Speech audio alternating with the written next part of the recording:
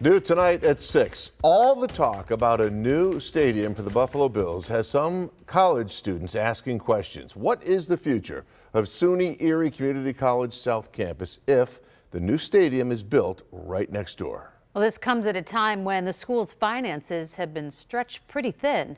Investigative reporter Steve Brown has the story in this Two on Your Side original. I love to come to ECC here. Here being the South Campus of SUNY Erie, among its neighbors, Highmark Stadium. And if the Buffalo Bills organization gets its way, the team's new stadium will be across Abbott Road and right next door to the South Campus. And that has students wondering. I heard some people there saying that they might just take the whole campus down. Right up front, the college's interim president wants to be very clear. We are not privy to any discussions, have no knowledge of what the plans are as far as the Buffalo Bills are concerned. William Reuter, who left SUNY Erie in 2017 after 20 years as the chief administrative and finance officer, was brought back last year to address the college's budget problem. Describe the college's financial situation right now. From an operational perspective, we have significant challenges. We're in a situation where we're spending more than we're receiving in revenues. Like a lot of community colleges, SUNY Erie has struggled. A loss of student population is a big reason why. In the last decade, enrollment is down by almost 50%.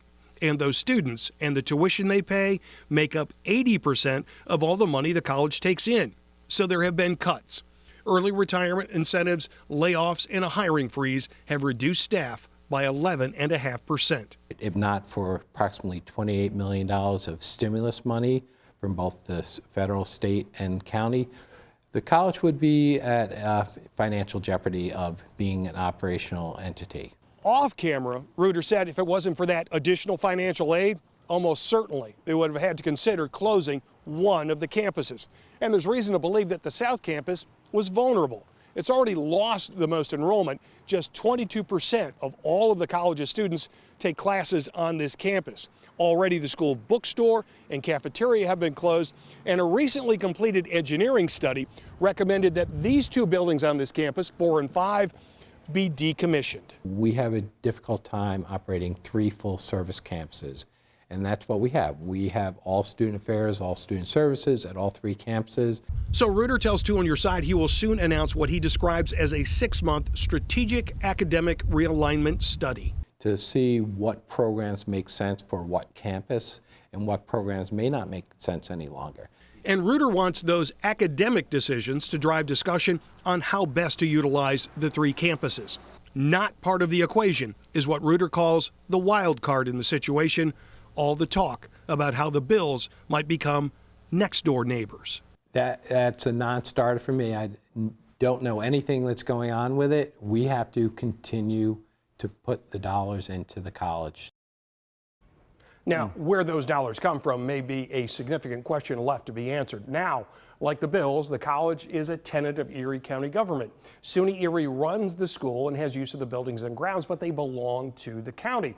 Two on Your Side submitted a question to Erie County Executive Mark Polencars asking whether he thought the South Campus could continue to operate as it does now if a new stadium is built next door. Polencar's press secretary responded, there is no correlation to wherever the new stadium goes and the issues at SUNY Erie. They are separate issues and will be decided separately.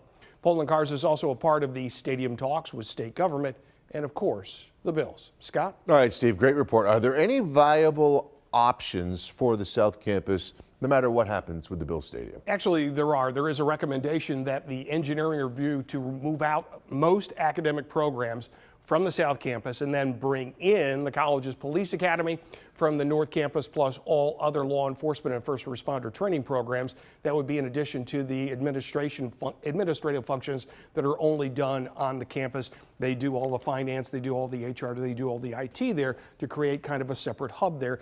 That's one idea that's on the table. But again, there's this review coming up over the course of the next 6 months, which will largely determine which programs stay and will also give an indication as to which buildings and what sorts of utilization of the different campuses is going to be happening going forward. Great report, and I have heard these political discussions are going on with the Buffalo Bills also. Absolutely. I mean, that's the preferred site. The Pagulas and the Bills have said this is the place that they want. The question remains, how can this campus continue to operate if the Bills are literally right next door? And if they close it, they would use it like a gateway, like New England Patriots do. Well, it's quite possible, but again, the Pagulas have not spoken Shown up their and said, cards. Yes, Yeah. hey, that's not something that they want to do. I mean, that's kind of what it is they've already tipped their hand publicly about, at least initially. Steve Brown, great report, Steve. Thanks. Mary